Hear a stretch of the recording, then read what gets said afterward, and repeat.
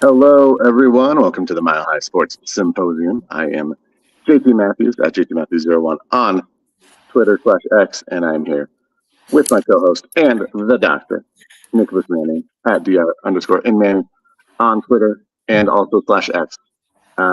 What is up, friend? How are you? Good, man. You're holding on. You're holding on. I, You're not going to let go of you're going to make the X work, huh? I want to, but I feel like I watched someone stream the other day and they said X, and then I was like, well, maybe I should be saying X. I don't know. I don't want to. Ultimately, I just want to just say Twitter, but I'm trying to make sure that I do my due diligence here. That's all. All right.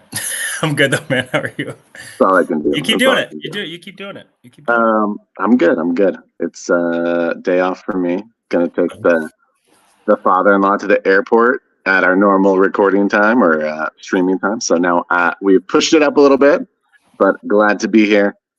Sorry we missed last week. I was not feeling well, and kind of all week. But we're better. We're doing good. We're up to speed. Doc, how are you? I'm good. The weather has been nice the last few days. So the Kansas windstorms that apparently we were given have taken a breather. So that's great. Thankfully.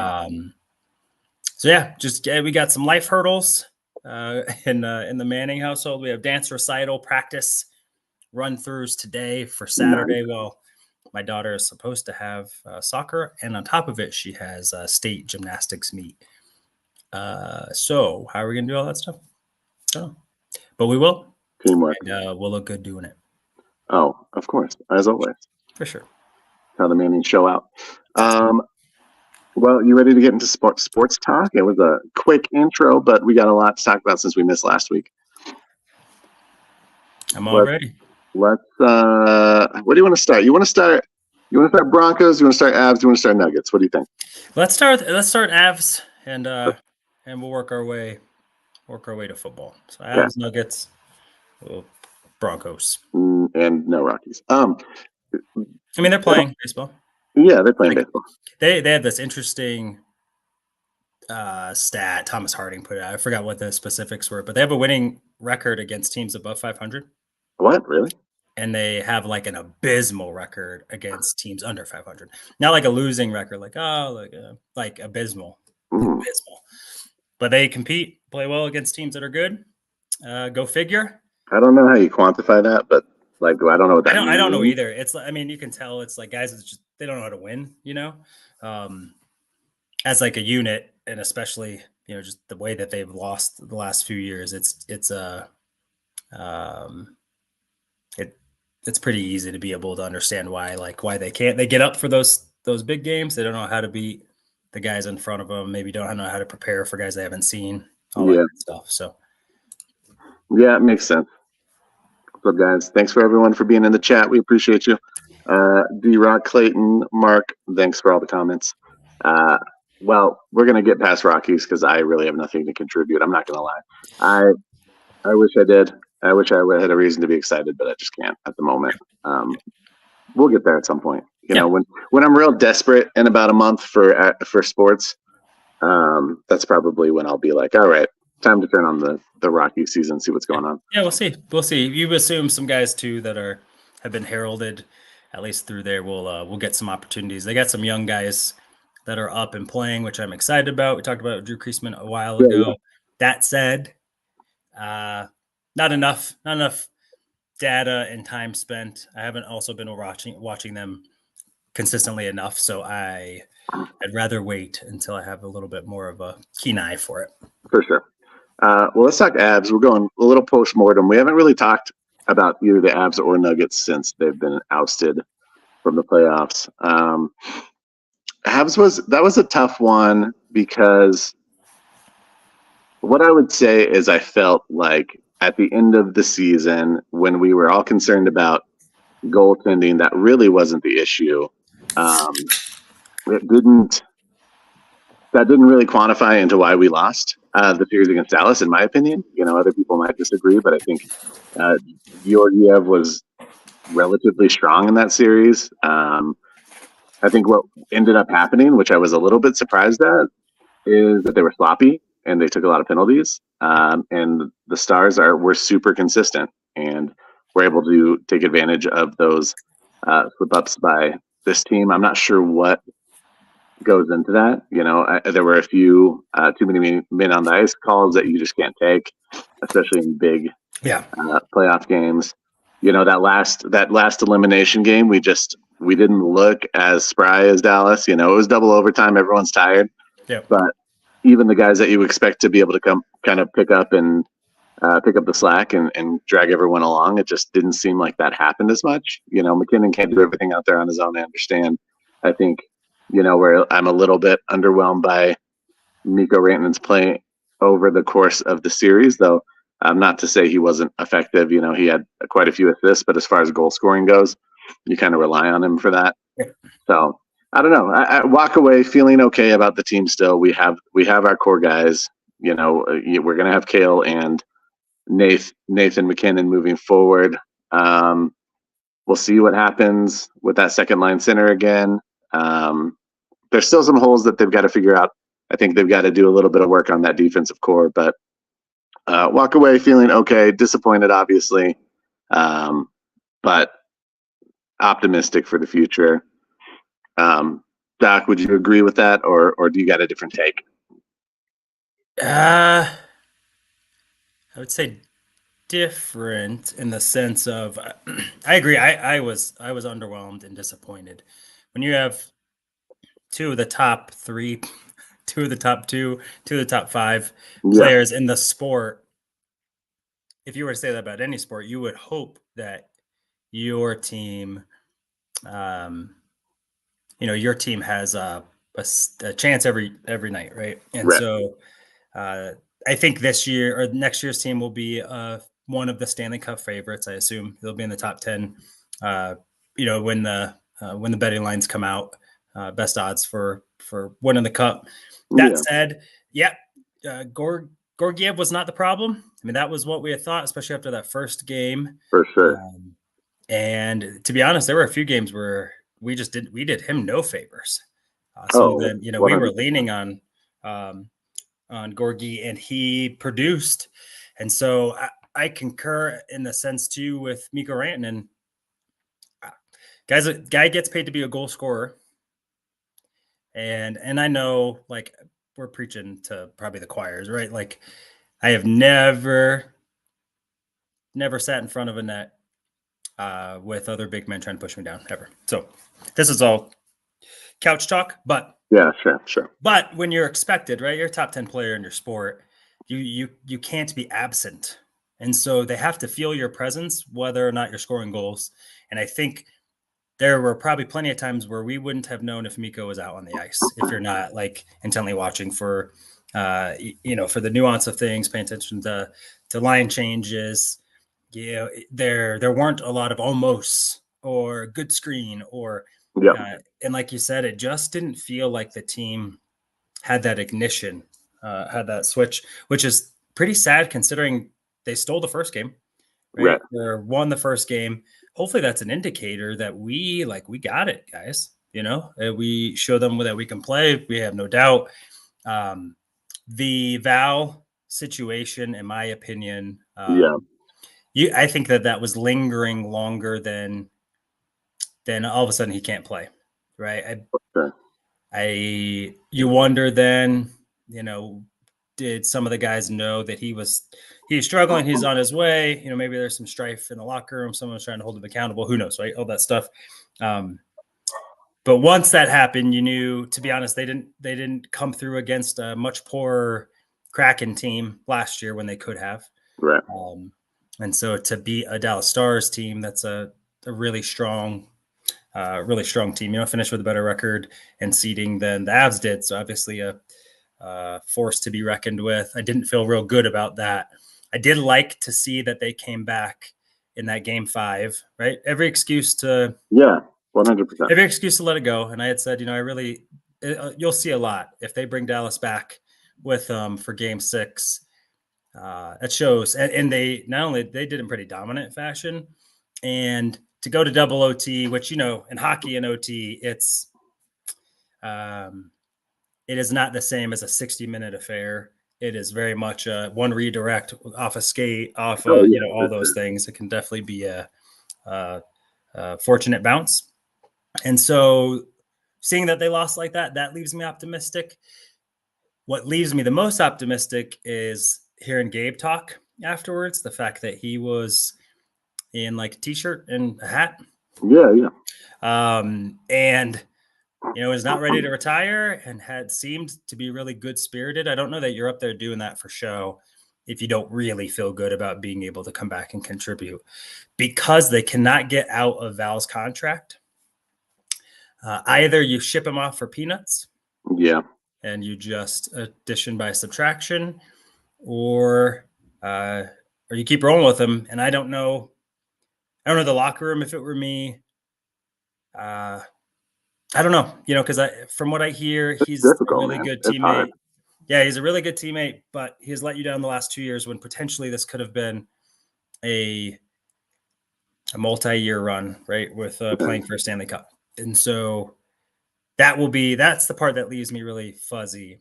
If Gabe comes back and you're not relying on Val to be the a star, essentially, you just relying on him to be a mid-line goal scorer, do it all. He's a really nice presence to have, but you got Gabe's leadership, and he was a 30-goal scorer the year they won the cup. Let's not just say, Gabe wasn't just a dude. Like, he's a dude. So if you get that back, that to me leaves me really optimistic. And I think with Gorgie's play, I think he can ramp it up another notch. I think that there's some confidence there to be had, that he can be more than he's good enough. Not necessarily that he's going to be a top 5 goalie, but can he be a guy that you feel good going toe to toe? Yep. Like, I feel better about it. I feel like that question got answered. Yeah. And I think that's kind of a strong place to be at. So that's my hope. Yeah. I want to think that Gabe coming back is going to be a great thing. And ultimately, it's going to be an amazing thing when he hits the ice again. It's just a matter of sustainability and kind of overall health and what that looks like. Right. We talk about load management in the NBA a ton. That's something they may have to consider with a guy like Gabe, who just, if he's not feeling 100% that day, maybe he sits. But then you have to have some good depth around that, right? And I think that's something that the Avalanche, at least in recent years, have been good at kind of finding is good price points on guys that can be effective deep within your roster, or guys that are kind of underachieving somewhere and come here and kind of fit into that offense. Kind of it gels a little bit better for them, and they have some an uptick in their productivity. I think that's always going to be a possibility. I think that this front office is really good at that. I don't anticipate that'll be different, so it does keep me optimistic. But I think you've got to make some choices about what you want the identity of this team to be moving forward, because I think that being fast and being electric and having all these all these lead passes from your defense and all that sort of thing is really exciting and really cool. But when you get into these series, especially deep into the playoffs, it's and it's not working, then what's your identity at that point, right? And I feel like this team lacked a little bit of toughness. I think they lacked a little bit of physicality, especially in that Dallas series. I think they got bodied a little bit. And I'd like to see them respond to that. I think they have the personnel. Not that it's naturally their go-to is to be a super physical team. They're probably not going to win that battle if that becomes their identity. But at least being able to mix it up and make the other team feel you a little bit, because Dallas didn't seem to feel us all that much. Like at times in spurts, yes, but kind of throughout consistently throughout a playoff run or throughout a playoff series. I think there were moments, but really we ended up feeling them more than they felt us, and that matters. That's just one of those things that is something that they've got to address, and I think that's something that we've seen work with Stanley Cup winning teams recently. I mean, Vegas is a super physical team. You go back to the Blues a few years ago, they were a super physical team that just grind you down. I don't know that has to be the blueprint, but I think you've got to have some of that game in that locker room. Yeah. Yeah, I mean, every really, really good team has those guys. So, even the Avs of yesteryear, you had Mike Ricci, you have guys like that that are going to get in front of the net. Claude Lemieux, right? He's wasn't as skilled as Forsberg or Sakic, but he was a guy that did all the other stuff. That's what Nas did, Nazem Yeah, Kadri, and I think 100%. you could replicate that presence, without the skill. Nas is a skilled, really good skilled player. Oh, for sure. He's also a guy that isn't afraid to mix it up, and it brings the attitude of like, you're not going to get away with it. This isn't, we're going to skate by you 90% of the time, but don't get it twisted.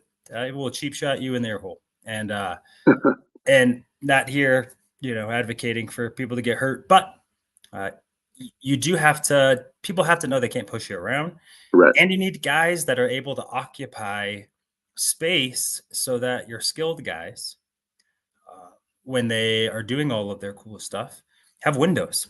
And if you're not getting guys that can set up in front of the net or clear out a defenseman or take a really tough defensive shift.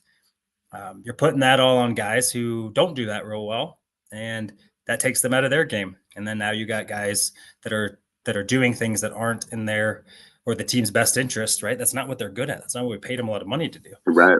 And so I agree with you, but and I think that's a couple small moves. I think you can get glue guys, and you and I have talked about it before. I think the Avalanche have now presented themselves as a really good stop for guys that want to come in for 1 year, build up their cachet, and go back to the market and get paid. Yep. They've Nas did it. Middle said, right, like guys that have came over and played pretty well, and turned it around, and then got themselves paid. That's not a bad spot to be at. Buy low, sell high, guys, and you can do that. And then you really need some of the guys that are coming up, and maybe even finding ways to produce that in your own system. So they're not getting elite talent because they're drafting in the back end all of the time or using first round picks as capital to get proven players. But maybe your objective is to get guys who can skate well enough, but they're guys that can mix it up. They know how, your quintessential role player. Right. Going to give you 10 minutes of good ice time, but that 10 minutes is going to be exactly what you need to be able to support the guys that are giving you the 25 to 30 minutes. So it was a sad again, and really kind of disappointing end to the season.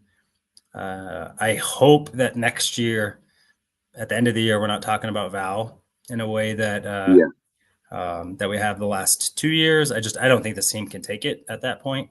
And for him, I don't. He's at step 3. I think stage 4 is he doesn't get another chance, and so I hope for him too. He kicks those demons. But that's a really tough spot for this front office to be. Guy that won you a cup, has played really, really good hockey. When he's on the ice, they play well. Yeah. And but you availability is a skill too. And for sure. To not be available in the most important times, doesn't matter how many goals you scored yesterday. So yeah, I don't know where they'll go, and I'll kind of support the team in whatever way, shape that they'll go, for sure, and all that stuff, because I'm not making that call. That's tough. I don't. You're going to lose either way, I think, and so you're not going to get value back in a trade, for sure. If anyone's even able to do that, and you're banking on a guy with some real demons to do something different. Yeah, seems tough. Yeah, I might be interested in seeing if they would be willing to move Mikko to second line. I think Drouin has come in and shown that he can play on that top line with Nate, especially. If the Gabe is back, then you can put Gabe on that second line with Mikko. You can probably move Lehkonen up to the first line with McKinnon. And Drouin, and I think that's an interesting. Maybe instead of just kind of front loading it so much, you balance out those first 2 lines. You feel good about rolling each of them out against whoever they match up against. Maybe you like one matchup better than the other, depending on the series. I'd be interested to see if they play with that a little bit, just because I think I don't want to say that Miko and McKinnon together have lost a little bit of the excitement or chemistry, but it doesn't seem like it's been as prevalent the last 2 years. It seems like they play well together. They're both great players, but I think they're both players that can elevate other guys. And I think we're finding, if you look at this team, I know it's a different sport, but you look at the Nuggets of last year and this year to a degree. There's, we're kind of finding that if you have someone that can raise that floor for everyone, it tends to work a little bit better for your team overall. So I'd be interested in seeing them take that approach potentially. We'll see what happens. Obviously, we'll support whatever moves they make, and I trust this front office enough to bounce back and be competitive again and give us another season where we feel like we can win it all. So yeah, I agree. So that's the positive spin for the end of the season for the Avs. Obviously, it's going to be a long off season, but we'll get there. Let's talk a little bit of Nuggets then. A little postmortem, a little bit of what's to come for the Nuggets. Obviously, losing to Minnesota was heartbreaking, especially after having a lead in that last game. To me, it just felt like a little bit like fatigue, and just a lack of shot making. And I don't know that it's ability or if it's just one of those things that you get deep into the season and you lose a little bit of confidence. You take a punch to the mouth. Like Michael Porter Jr. was kind of a no-show throughout that series. He had been really good in the Lakers series and been really consistent from three, kind of a no-show to in the second round. KCP usually has a few moments a game where he hits a kind of a key or clutch three. Those didn't really come through. His defense was always great. That's not something that we can really fault him for. Aaron Gordon didn't really have a game like he did in the first round against Minnesota. He kind of looked like he was focused on defense and really couldn't contribute that much offensively. And I think that really affected the way they were able to guard Nikola. There's just some things going into it and coming out of it now that they're going to have to potentially make some changes moving forward. Do I think they can win with the personnel they have? I do. I still believe in this core. I still believe in the starting five. They're going to need some guys that can come in and give some good quality minutes.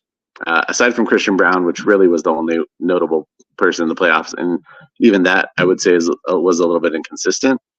Some veteran presences that can come in that are going to produce while they're out on the floor. It's not a 50-50 coin flip whether they're going to show up that day or not. And get some guys some time to rest a little bit on the bench, even if it's 3-4 more minutes in a playoff game, goes a long way. It keeps you from burning out. I felt like this team kind of played. I don't know that they played too many minutes all season, but there was no load management for this team really. Outside of Murray early on. Maybe that's something you think about moving forward. I don't know. Yeah, we'll talk about it. I think that they need changes too. I believe that they could run it back, assuming that they want to go into the second apron and pay KCP what KCP deserves to make, which would probably be north of 20 a year. Because again, they still have the best starting five, barring something in the offseason that's absurd. But again, they're super top heavy then, and so you're going to run into guys that are carrying a team, and at some point, right, like they're going to have an off day, which is what happened in Game 7. And if you don't have guys that can come in who you aren't expecting or aren't usually the guys that can come in and contribute, you're going to lose. I also think they tightened up. I think that, you have a 20-point lead in a game. You have no excuse to not win that game. And so I think guys tightened up. I think just probably the weight of the last 2 seasons, right? You're carrying it. Guys, I really need one of you to make a shot, and it really looked like everyone was looking around hoping someone else would make it. Nikola was having an off night in that second half, without him being able to kind of be the the streak stopper. It was what it was. Jamal really wasn't himself for most of the playoffs, barring a couple historically awesome shots. And like you said, Aaron Gordon was absent for at least on the offensive end, right? You said it was just inconsistent was the best way to put it. And so they do need to find some consistency, in my opinion, with at least your 8-man rotation. Yeah. So and more so, fact I that, think more so offensive consistency. Yeah. Yep. Yeah. And or even, what can you expect? I don't think that this team can afford to have guys that will come out and contribute 0 on offense. And if No. so, then those guys are playing, a handful of minutes. It's all situational basketball.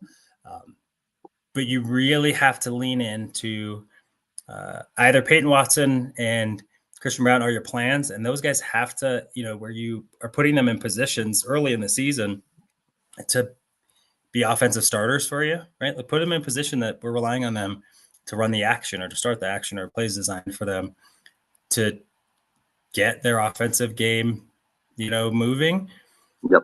If not, then you go look at the bottom of the bin, guys who want to win a championship, but they're 35. We'll talk about some of that. For guys that can come in and give you buckets, and there were literally like no guys on the bench that could contribute points on a consistent basis. Right. And I even mean like game, back-to-back games, let alone, knowing that you're going to get 12 a night from the 6th man or 7th man or whatever that might be on a season long basis. That part I think is that I always think that this team is just one really, really good shooter away. And it's been like that for a while, like where, I was pounding the table for JJ Redick for a while, right? Like you need a guy that can play smart defense and can bury a 3. And that's his role. And for some reason, we've decided we want DeAndre Jordan or guys like that are one-dimensional in a way that's not, not adapting to the game. But you have the best facilitator in the sport in Jokic, and in a really nice style of team basketball, that guy will get clean looks often. A guy that shoots 40-45% from 3, and that's really what they do. They'll come in and give you 12 points and pretty quick, easy points at that if you're able to facilitate that. So I think that they need to go get something. I think relying on the starting unit to do that, because Michael Porter Jr. isn't an alpha. So if you have him running the second team, which they did a little bit towards the end of the season, he's not consistent with being the focal point of scoring. No. So then they're relying on Jamal or Nikola to be on the floor at all times. One of them's got to be on the floor at all times. I don't know if that's the best place for Jamal. Like, I don't know if that's the best thing to be able to rely on, because his game is definitely a little bit more, herky-jerky. So I expect them to do something. I think that they will. I think they'll go for it. I think that this is an opportunity. I know that they want to be good for a while. I think as long as Nikola Jokic is on this team, they won't be bad. So, do you go for win a couple chips, give yourself a really, really good chance for 4 years? Or do you give yourself a pretty good chance for 8 years? I think Michael Malone would say, I want to win it right now. And I think Calvin Booth would say, I want us to be contenders every year. Well, as long as Nikola's here, you're going to be a contender. Yeah. So, empty the clip, man. Empty the clip. Yeah. Do you want to talk about some potential additions, potential trades, anything that might get you excited for the off season? Because I think I don't know. We got to start thinking about what we feel like this team needs, and no better time than now. Most teams have been eliminated from the playoffs, so. Yeah, so there's like a couple of our fantastic media outlets out there have a couple of ideas out there. So, for instance, Bleacher Report has a trade scenario: Michael Porter Jr. to the Toronto Raptors for Bruce Brown, Kelly Olynyk, pick 31, and a first-round pick in 2026. To be honest, I love MPJ. I am all for utilizing that piece to secure multiple smaller pieces. Yeah. Partly because I think even though MPJ is young, I think he has maxed out in terms of the kind of player he will be with this team. Because you have other alpha personalities, I don't think it's in him to be those guys. I don't think he's going to usurp Jokic or Murray in the pecking order. And so I think you're wasting a guy who has 25-point-a-game talent, right? He was the number one high school recruit for a reason, making $30 million a year, but he gives you 17 points a night. Like, that's just, it's bad economics. Kelly Olynyk would give you a pretty versatile backup big who I think would give Jokic a breather or could play next to. I think he's a good facilitator for his size. I think he's an asset around the mid range too, to be able to hit a spot up jumper. Play smart D, not overly athletic, but you're not asking for a guy to come be above the rim. No. And then we saw what Bruce does, and I think if you were to swap out MPJ for Bruce Brown on this team this year, I think I think, especially in the playoffs, I think his game is more suited for playoff excellence because of his toughness.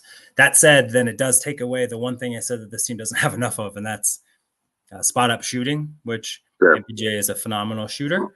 And so hopefully maybe you pick 31 or a couple of the guys that you drafted this year work in to be that. But what's your thoughts about that move? Would that be a trade if that came across the ticker? What would your thought be? I would be fine with it. I would be fine with it. I have a hard time because I don't know who you'd slot into MPJ's spot. That's where it becomes a little bit troubling for me.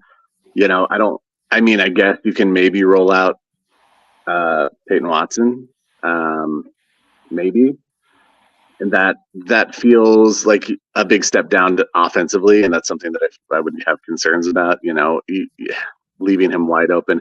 The problem is when you have Aaron Gordon out there, and if you have Peyton Watson out there as your 3 and your 4, there's not a lot of spacing. There's just not going to be a lot of spacing, and so they would have to really address that 3 spot and find someone who can give them some shooting, because I don't see that combination being great, and I don't want Jokic to be playing away from the basket because that's where he dominates, So I like the personnel for sure. I like the personnel. I love Kelly Olynyk's game. I hate playing that guy for some reason. He always puts up 18 plus against the Nuggets. And I've learned to really enjoy his game for what it is. I think he'd be a great guy that can kind of come in and supplement minutes, and on a night where Jokic needs some rest, he can kind of play that Jokic role, not to the same degree, obviously, but kind of fit in flawlessly. And we know what Bruce is about. Bruce is about, toughness, getting after guys, challenging guys. Seems to be pretty consistent from the corners, with his jump shot.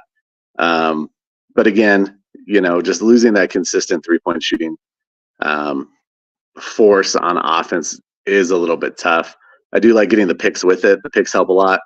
The picks help you at least be able to make a move if you need to down the road. 2 first-round picks and, a few bodies can get you a lot in the NBA. So overall, I would be fine with it. I don't know if I would be excited. I don't know if that's the word I would use, but I wouldn't be opposed to it. Yeah. All right. I'm going to give you deal number 2. So theheavy.com has the Nuggets shipping out MPJ, sign and trade with Kentavious Caldwell-Pope, a 2028 first-round pick and a 2030 first-round pick for Kevin Durant. Wow.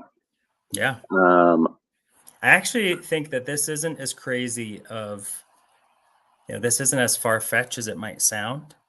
I think that this pairing, the Nuggets and Durant, I think it's a little bit more real than we would have ever thought coming into this offseason. Sure. I mean, I would like it. Ultimately, I would like that. I would have a hard time saying goodbye to KCP in a signing trade, but ultimately, I don't know if he's going to be here next year, anyways. I think if you're going to get rid of Mike, get someone who can shoot, who has more versatility in that offensive game. I trust Kevin Durant to score from the floor pretty much anywhere. So that would take away that. He's a pretty good rim protector, really. Especially as he's gotten a little bit older, his defensive game has improved a bit. I think that makes the Broncos makes the Nuggets, maybe favorites again. I hate kind of giving up the picks, but again, like when you're in a window, you have to shoot for the fences and kind of take whatever opportunities come your way. What does that mean for Durant? I don't know. For legacy wise, I think I recently heard heard him say that he felt like he finally was kind of coming to the realization that no one was as impressed by his championship as he thought they would be, joining the super team that was Golden State at the time. I don't know if that feels similar to what he did with Golden State if he comes to the Nuggets, but you're not joining a champion necessarily. They're a year removed now. So that would be an interesting conversation to see. But man, I think it would be, if you're going to get rid of MPJ, you're getting someone similarly sized. So you maintain the size, you maintain the offensive ability, and honestly, someone that would be able to spell Jamal Murray if he's not out there. You're not losing that big offensive piece. Someone who can create a shot on their own, which I think we missed a lot this year. Yep. I think ultimately it would be just a great thing. I don't know. Again, realistically, I don't know, but conceptually, I like it. Yeah, I'd be all for it. I think one, because Kevin Durant when he went to Golden State, he was still able to be an alpha scorer and player without demanding the ball, without taking away from the other guys. He seemed to be able to fit. It was still Steph's team in terms of leadership, right? Draymond still had a voice. But was that a year he won MVP? I know he won finals MVP the year he won, but yeah. But he still was able to be that guy. The only worry about that would be Nicola's not, I think, as dominant of a personality in terms of if KD was rocking the boat. But I feel like Michael Malone saw what he did with Boogie Cousins and guys like that. I don't think he is a guy that would let the ship get off of the tracks. I would also believe that if Kevin Durant were coming here, it would be with an understanding and agreement of like what's already in place. And he wants to come in and be a piece of it. I think he's like 36 now, 37. Yeah, I'll be 36. So I think that there's some understanding about how that would go. I would be for it. And part of it, to be honest with you, is, hey, Nicola, we are not forsaking your talents here. We're going to go for it. And we might whiff, but if we connect, it's the distance. So I would be for it, and I would be in for it just partly because like the aggression, like let's go. It's like trading for Ray Bork when you're the Avs. Like I don't know if he has anything in tank, but you know what?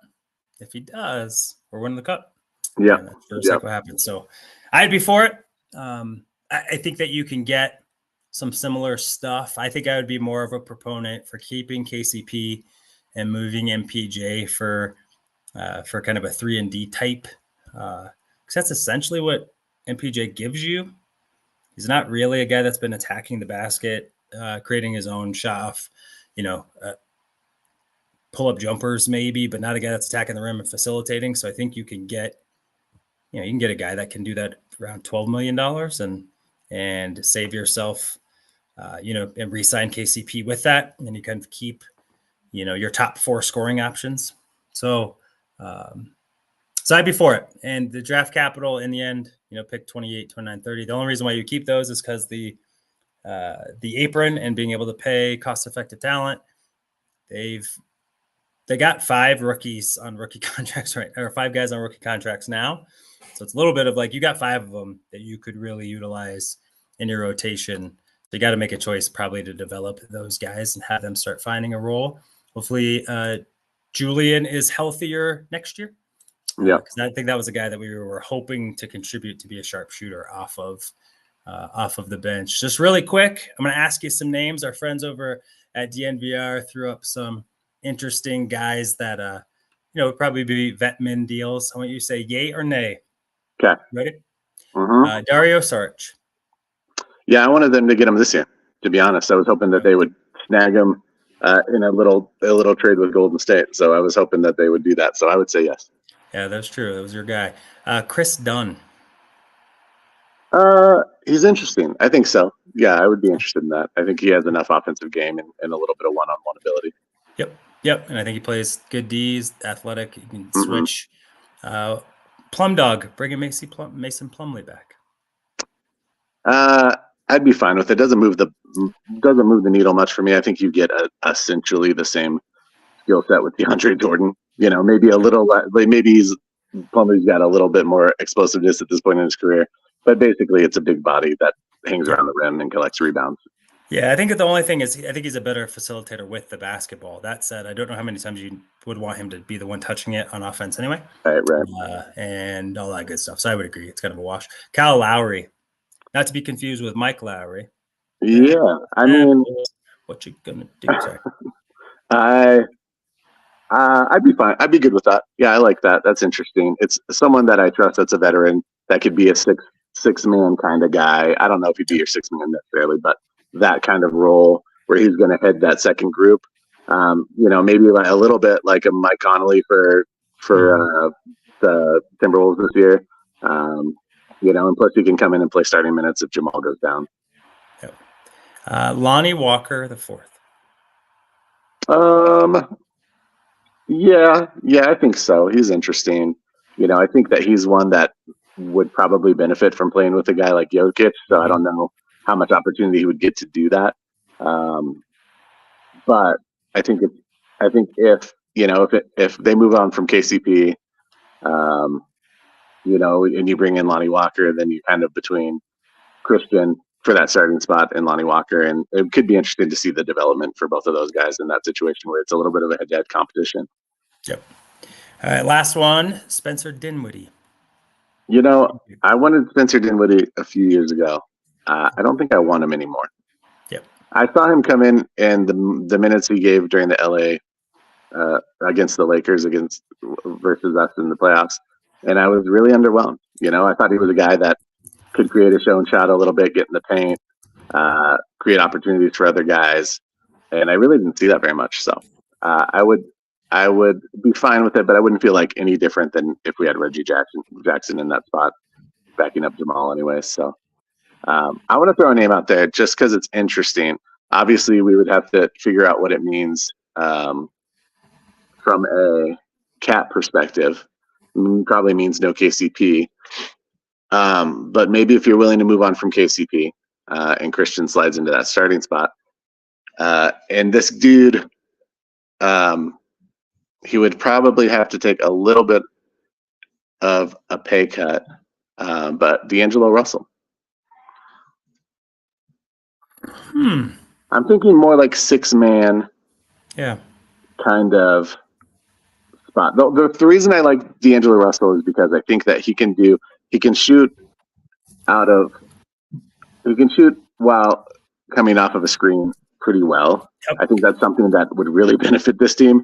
There's someone who can use a Jokic screen, get to the 3-point line, and just have a good chance at making it. I think MPJ can do that a little bit, but he seems to like a little more time. Like he sets up his shot a little bit more. He'll give a little bit of a back or side step and then launch. I think if someone could come, like you were saying with JJ Redick a few years ago, someone who can come off of action and just take a shot and you feel good about him making it. I think I would be interested in that upside for a second unit. I don't know that I like him as a starter, obviously, like in a 2 role.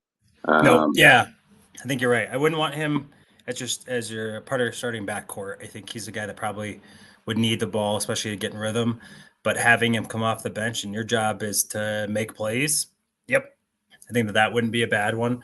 I think really either a guy who is really good 3-and-D, and I mean, is hitting 40%. I mean, I want a guy that's that really is a threat out there, even just for the spacing. Yeah. Or it is a guy that can run and come off screens. I think a guy like Seth Curry, right? Like a guy that if he might be the second or tertiary option in the action, but if you give him space, he's going to knock it down. And it's probably for a small amount or a small window. I think D'Angelo Russell can do that. I think he's shown the capability, and maybe with a team that plays team first basketball like the Nuggets versus the Lakers, I think maybe he's a little bit more comfortable in his own skin, and it could be like a really nice reboot for him. Like we were talking about, with the Avs, he comes here, plays for cheap or what have you, build up his stock again, and then go get a chance to go get it somewhere else. So I would be for that. I think if a vet comes here, and especially a highly regarded or what has been in the past in terms of offensive game comes here, I think that there's a want to come here. Yeah. I think so too. All right. We talked about the Nuggets. We got to move on to the Broncos. I know this is what the people came here for, was to talk about Bo Nix. And the topic that we put on the stream title was, can Bo Nix win Rookie of the Year? And I want to let me before we do, sure, because we've got some really good, really good back and forth a little bit here in the comment section. One, Jolene, D-Rock, nice job. It's nice to see the fantastic conversation coming back. So when I looked at Rookie of the Year odds, Bo Nix is hard to find. Yeah, I bet. And my argument, one, is why. So there is an AP offensive and defensive Rookie in the Year. So you can remove all the defensive players. So everyone knows, right? They aren't going to challenge that. It is oftentimes a award that will go to non-quarterbacks more often. Right. You see that with AP Offensive Player of the Year, Rookie of the Year, all that good stuff, as opposed to MVP, which I think that's so weighted to how good your quarterback is, that it's pretty impactful. So the reason why I think that Bo Nix is being slept on, and I'm saying it right now for the record, feel free to quote it, come back to it. On May 29th, 2024, the doctor proclaimed. I think that Bo Nix is I'm going to put money on him being Offensive Rookie of the Year. Here's why. One, I think he is entering the best situation of any rookie quarterback in terms of offensive fit. You look at Caleb Williams, they have nice pieces for sure, offensive talent. I don't know if I trust the coaching staff to support that development. Their coach is hanging on the limbs, third coordinator in 3 years kind of stuff. And so we'll see. In Washington with Jaden Daniels, Cliff Kingsbury is the offensive coordinator. So defensive first coach, offensive coordinator. I don't know if I've ever looked at a Kingsbury offense in the NFL and thought, man, like that's just it can accentuate the skill set of Kyler Murray, and I think of Jaden Daniels, but it's also, there's a lot to not like with it in terms of gimmick and all that kind of stuff, and it becomes quarterback reliant, and I think that's a lot to put on a rookie, regardless of how talented they are.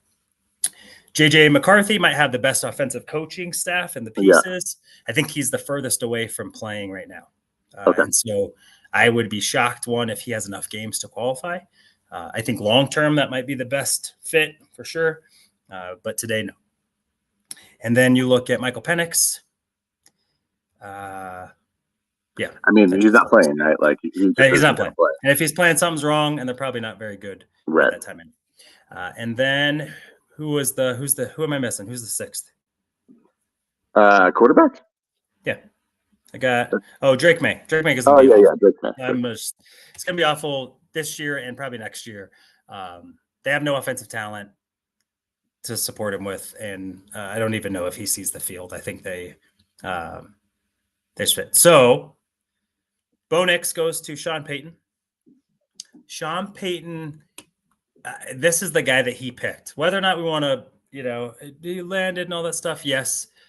Sean Payton would have taken Caleb Williams if Caleb Williams was there. We all knew he wasn't going to be there. We all know Jane Daniels wasn't going to be there. Those two are gone. Yeah.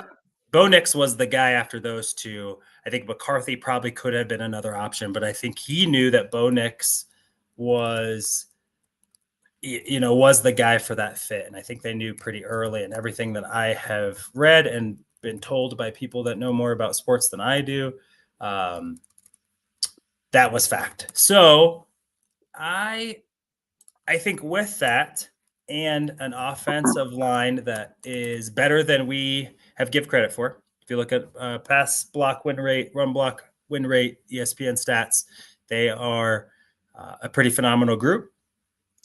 You jettison Jerry Jeudy, you bring in Reynolds and Troy Franklin. I think that unit got better. Tight end is still kind of junk, to be honest with you, but it was last year.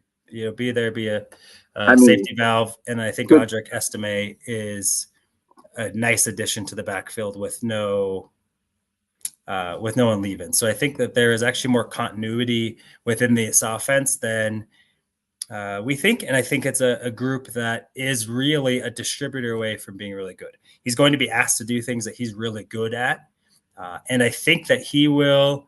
I think he's going to produce, and so that's a little bit about that. I think if you look at Drew Brees' draft profile, it looks exactly like Bo Nix. Yeah. Touch passer, ability to read the field, diagnose defense, confident leader, negatives, plays in a spread offense, takes the bulk of the snap from the shotgun, and lacks some accuracy, a touch on deep throws, which Bo Nix probably has the best deep ball in this class by far, in my opinion. So, and we'll improvise and run when the passing lanes are clogged, but tends to run through defenders rather than avoiding them, which Bo Nix was actually told to stop doing last season, and that's why this year he was such a proponent from winning in the pocket. It got coached out of him, which means he took coaching in one off season and became a even different, even better player than his year before version off of one season and going. So essentially, he's Drew Brees light, whether or not people want to look at that or not. And so you're looking at, was there a better fit for an offense than Sean Payton and Drew Brees, right? So leave Peyton Manning out of it. He built his own offense. It doesn't even count. So those two married were probably one of the best pairings in NFL history when it comes to right coach, right quarterback. Yeah. So that's my point and argument. And I think Jolene has a really good point about the tight end position. I will not sleep on him. I need him to fight better in the end zone when it's a jump ball to win the game. But, he's a rookie, didn't even catch a pass before then in an NFL game, so cut him some slack. But I think he has a really good chance. When Justin Herbert won it, he threw like 3,600 yards, 31 touchdowns, 10 picks. It's a lot of touchdowns, but it's a lot of picks. I would actually be shocked if Bo Nix throws more than 8, just for the type of player he is and what Sean Payton's going to ask him to do. You saw what Russell Wilson did, minimize that kind of stuff. I think he's a guy that's going to get the ball out much quicker, not take sacks, and he's confident in letting guys go make plays for him. So what say you, Broncos country? Did I make a good enough point to not only sway JT here, but you? What are your thoughts? JT, hit me. Why am I wrong? I don't hate it. I don't hate it. I'll say that. I think that you make a good argument. So my wife told me when I proposed, she's like, I don't hate it. It was all right. Good enough. I don't hate it. I'll say yes, but, next time. Yeah. Step the game up. I think her exact words actually were, "Are you sure?" It's a good story. I was till you said that to me. But anyway, digression. I think that we're going to have to see some separation from a wide receiver too in this class, in this year, this year in this wide receiver room. I don't know that there's anyone that I feel, if Cortland sticks around, I think that obviously he becomes a safety valve kind of guy. I think Josh Reynolds could be a safety valve kind of guy. I think the numbers that you have to have for Rookie of the Year as a quarterback are going to need to be a little bit inflated compared to, some of these receivers that got put in some good positions, with some good talent already. You look at guys like Is it Worthy? The Worthy is that the name of the receiver that went to Kansas City? Yep. Guys like that are obviously going to be surrounded by talent that have a lot of upside. And if they can sniff that potential a little bit, then they hit the end zone, maybe double digit times, and you're an automatic shoe in. All the hype's going to be around Caleb Williams. Whether he produces or not, we'll see. I think he's going to be interesting. I think he's going to be one that, obviously will be able to use his legs and extend plays. So I think that obviously he's probably the odds-on favorite right now. It's a tough group, and I think there's a lot of good offensive talent in this draft class, which makes it difficult because the first 15, 14 picks were offensive 14 players. picks, offensive players. Yep. And so it's like, there's a lot of stiff competition. As far as fit goes, I like Bo Nix's fit, and I think Jillian said, for QB fit, Nix wins that award. I think that's true. I want to see a little bit of creativity with this offense. Mm-hmm.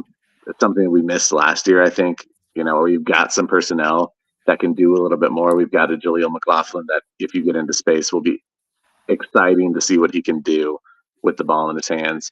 Marvin Mims gets extra opportunities to get his hands on the ball now. Obviously, you want to see what that Troy Franklin Bo Nix combination looks like once you get them on the field. If there's a chemistry there right off the bat, then that probably bodes well for him. The part that I kind of worry about is this offensive line, if I'm being honest. And I don't hate our offensive line. I think they're probably a middling offensive line. There's guys that I think will hold up fine. Quinn Miners, I don't have any worries about. Ultimately, Ben Powers, I don't really have a ton of worries about, as long as those guys are healthy. McGlinchey, I worry about his health. I worry about who you slide in there if he does get hurt. Bowles, just consistency in general. That's kind of been his thing throughout the years.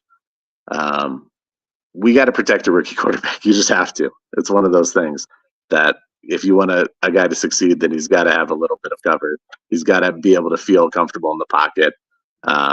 Even as it's breaking down that, hey, I'm going to have guys that are fighting every down to try and keep me upright. I don't know how confident I feel about that group. And so I think that ultimately kind of plays into it. And I think, honestly, the running game could be a big positive for this team with the rotation that you have. And so I don't know if you will get an equal, an inflated amount of passing reps because of the kind of the youth and potential you have in that running back room. So those would be my counter arguments. I could see a scenario where that certainly comes to fruition. And obviously that's what I want. As a Broncos fan, we want Bo Nix to be the next best thing.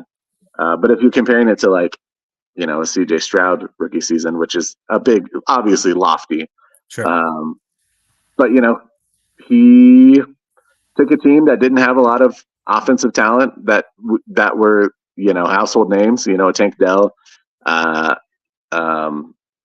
what's his name? Nico, I can't think of his name. Collins? Right. Yeah, of course you don't. He's a Michigan Wolverine. Yeah, I don't want to remember him. Yeah, but here's again, so the fit, right? Right. So their offensive line outside of Laramie Tunsil, who actually had really struggled the previous couple of years, holding calls, that kind of stuff. Sure. They brought Shaq Mason in, so a big acquisition, but that wasn't their strength necessarily. Juice Ruggs Scruggs was a guy that they drafted that was, some thought was a couple rounds early, and Devin Singletary was their running back who played well, but wasn't necessarily a guy that you're leaning on for or what you think at the onset of the year. And then you saw perfect marriage with offensive play calling and the quarterback, and being able to utilize pieces that most of us thought were mid, like the kids would say. And I think some of that is here, right? So you have guys that have played under Sean Payton. So you're not teaching everyone a new offense, right? The rookie is learning it, which I think gives him a better opportunity to be successful early. When you look at the first round picks, right? So you have the first three quarterbacks going off. Marvin Harrison, I think, is probably one that I think will have a really big chance. I think he's going to be like the focal point of their offense early and often. So he was a guy that I was like, I mean, if he stays healthy, he's probably going to catch 100.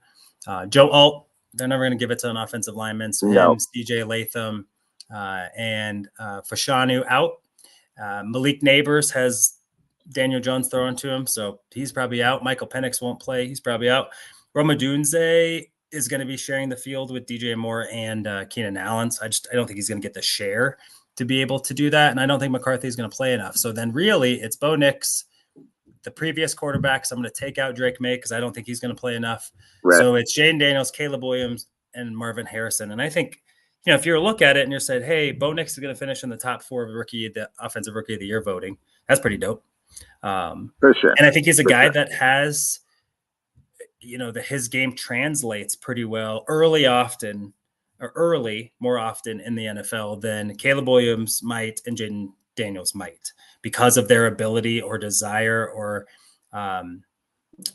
skill set to run the ball. They are guys that can run it first, especially Jaden Daniels, which, sometimes your gift is your curse. Is he going to be a guy that's going to look down much quicker, let plays go because he has 4.3 speed?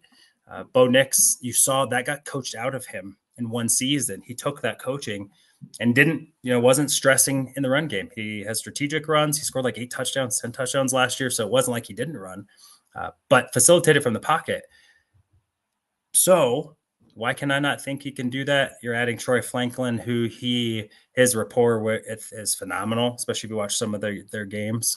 So I think he's going to probably see the field sooner than he won't. And I think that's a guy that is ready to contribute more than a guy like Worthy, who really is kind of a speed option.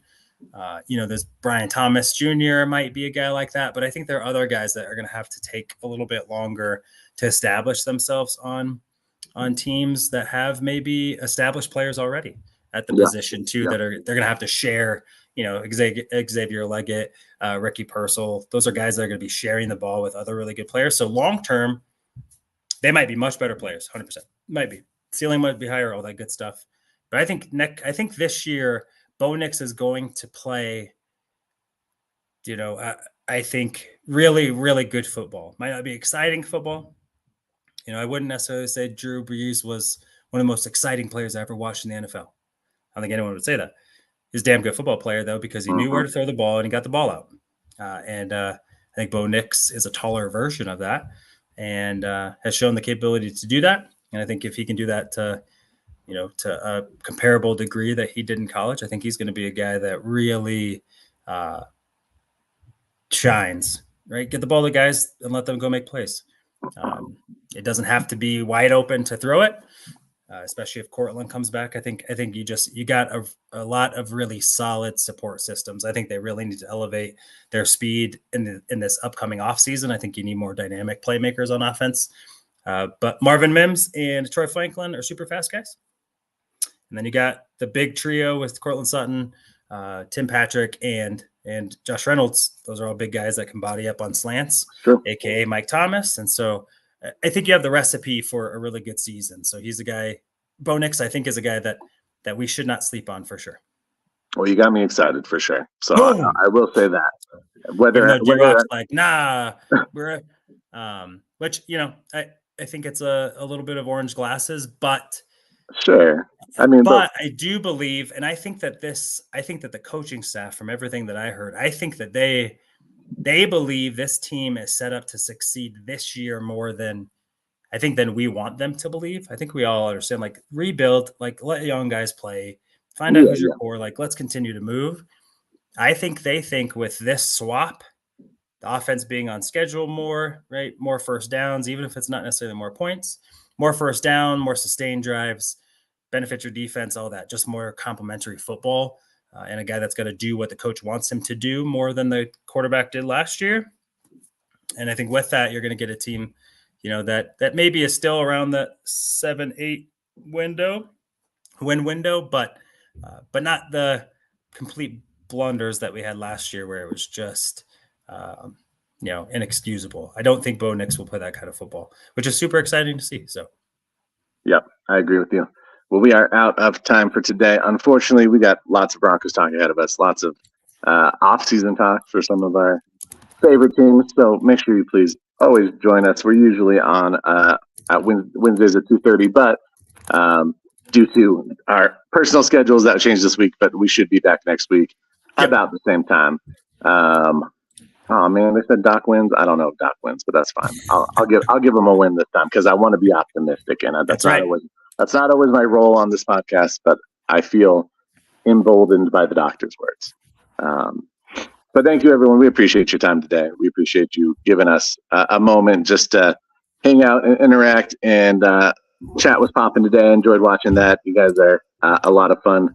So bring that every week. If you want to talk sports, hit us up on social media, especially on Twitter/X. We are there all the time, just talking about all of the local teams. So if you ever want to get in any chat, let us know, and we'll jump in there and get in there with you. But thank you. Y'all have a good day. And remember, if you need a sports prescription, make sure you ask a doctor. You know. Fast lane when I pass in the street, bag of money in the passenger seat. Simcoe's been asking for me on the road from the west to the east.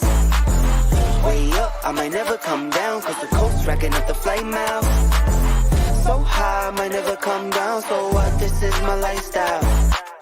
Wait a minute, work hard for the